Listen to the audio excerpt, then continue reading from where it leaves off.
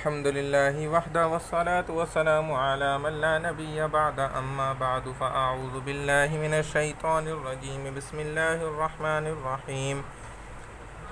ذبح کرتے وقت وہ کام جو کہ مکروہ ہیں جن سے بچنا چاہیے۔ سب سے پہلے جس چھری سے جانور کو ذبح کرنا ہے، جانور کے سامنے اس کو تیز نہیں کرنا چاہیے، جو کہ ہمارے ہاں عام طور پہ دستور بن گیا ہے۔ ذبح سے پہلے جانور کے سامنے اس چھری یا اس آلے کو لہرانا نہیں چاہیے۔ تیسرے نمبر پہ ہلکی دھار والی چھری یا آلے سے جانور کو قطعاً بھی ذبح نہیں کرنا چاہیے، کیونکہ اس میں جانور کو تکلیف دینا ہے۔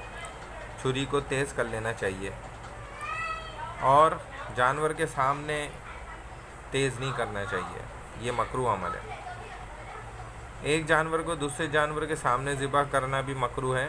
اگر زیادہ جانور ہیں تو ان کو ایک طرف کر لیا جائے، ایک جانور لایا جائے اس کو ذبح کیا جائے، پھر دوسرا لایا جائے اس کو کیا جائے۔ 4 رگوں کے علاوہ کوئی رگ کاٹنا یا حرام مغز تک، نالی وغیرہ تک کو کاٹ دینا یہ مکروہ عمل ہے، اس لیے اس سے احتیاط کرنی چاہیے۔ صرف 4 رگوں کا کاٹنا یہ اصل عمل ہے۔ ذبح کے دوران جانور کا دل کھول کر کاٹ لینا، یہاں تک مطلب چھری چلا دینا کہ دل تک بھی پہنچ جائے اور دل بھی الگ کر لیا جائے، یہ سب مکروہ عمل ہے۔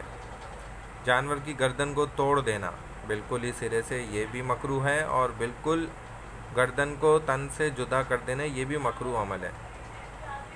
جانور کی روح نکلنے اور ٹھنڈا ہونے سے پہلے اس کی کھال اتارنا شروع کر دینا یا اس کے اعضاء کو کاٹنا شروع کر دینا یہ مکروہ عمل ہے، جانور کو تکلیف دینا اس میں ہے۔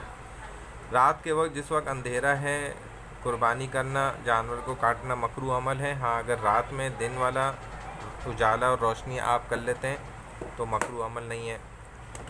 اونٹ کے علاوہ جتنے باقی جانور ہیں ان کو کھڑے کھڑے نہر کرنا، ذبح کرنا یہ مکروہ عمل ہے۔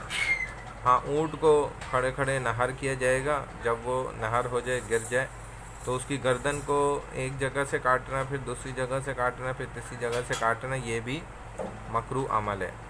اور آخری مسئلہ یہ سمجھ لیں کہ ایک ایسا جانور جس میں ایک سے زیادہ قربانی کے حصے ہوتے ہیں، اس میں کسی ایسے شخص کو اپنے ساتھ شامل کرنا کہ جو قربانی کی نیت نہیں رکھتا بلکہ گوشت کی نیت رکھتا ہے، تو ایسے شخص کو شامل کرنے سے جو لوگ قربانی کی نیت رکھتے ہیں ان کی بھی قربانی ضائع ہو جائے گی۔